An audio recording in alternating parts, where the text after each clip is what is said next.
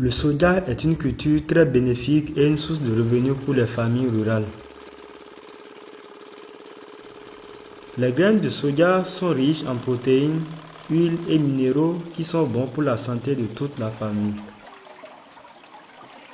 Elles peuvent être transformées en huile alimentaire, farine enrichie, gâteaux, lait et même en fromage. Les résidus de récolte et le son de soja sont très bien pour nourrir les animaux. En plus, le soja améliore la fertilité du sol. Mais comme les agriculteurs laissent trop d'espace entre les plants de soja, ils obtiennent un petit rendement malgré tout le soin qu'ils apportent à leurs champs.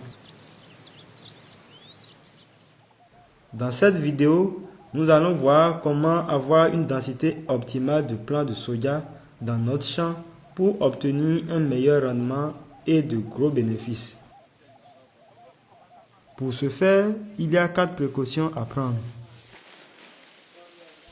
Utilisez des semences qui poussent bien. Réduisez l'espace entre les lignes de semis et entre les poquets.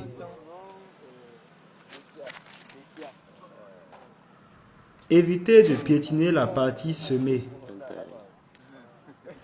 Et gérez les ravageurs qui mangent les semences et plants après le semis. Premièrement, utilisez des semences qui poussent bien. Les graines de soja sont bien différentes de celles des autres cultures. Elles sont plus riches en huile et perdent rapidement leur force de germer si elles sont mal stockées. Écoutons Madame Mfode Azonsotoun, productrice de soja du village de Togon à Dassa, au centre Bénin.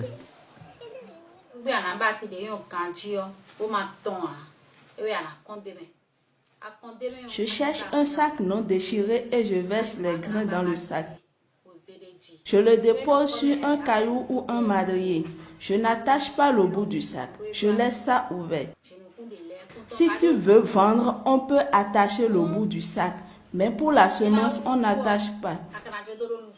Si on laisse le sac en contact avec le sol, le germe ne pousse pas parce que ça pourrit vite.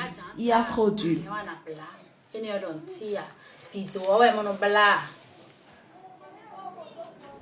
On ne ferme pas le sac qui contient la semence parce que le soja contient beaucoup d'huile contrairement aux autres légumineuses. Avec la chaleur, les graines de soja peuvent perdre leur force de germination. Mais avec les sacs ouverts, la chaleur ne reste pas à l'intérieur et les graines poussent bien.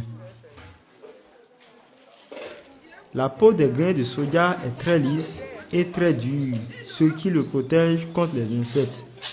De ce fait, un traitement spécifique n'est pas nécessaire pour conserver le soja.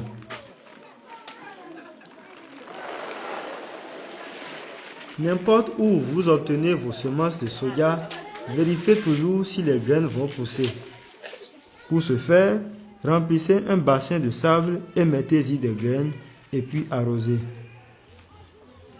Si au moins 8 sur 10 graines poussent au bout d'une semaine, c'est une bonne semence. Vous pouvez le vérifier aussi dans une petite pépinière. Deuxièmement, réduisez l'espace entre les plants. Les plants comme le coton, le maïs et le sorgho aiment avoir de l'espace pour bien se développer. Leurs racines s'étalent pour nourrir la plante. Le soja, par contre, exige moins de nutriments du sol. Le soja utilise l'azote de l'air pour sa croissance et ses racines s'étalent moins. Vous pouvez donc semer le soja à une distance plus proche.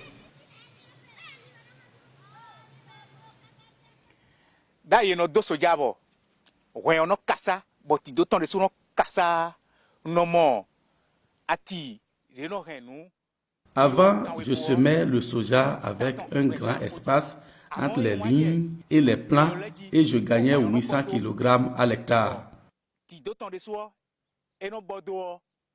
Quand j'ai commencé à semer avec des lignes serrées et 10 à 20 cm entre les plants, je récolte au moins 2 fois plus. Je vends mon produit et je supporte bien mes enfants.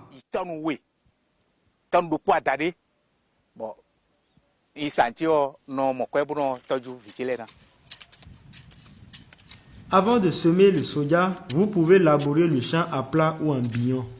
Évitez de labourer un champ trop herbeux, sinon une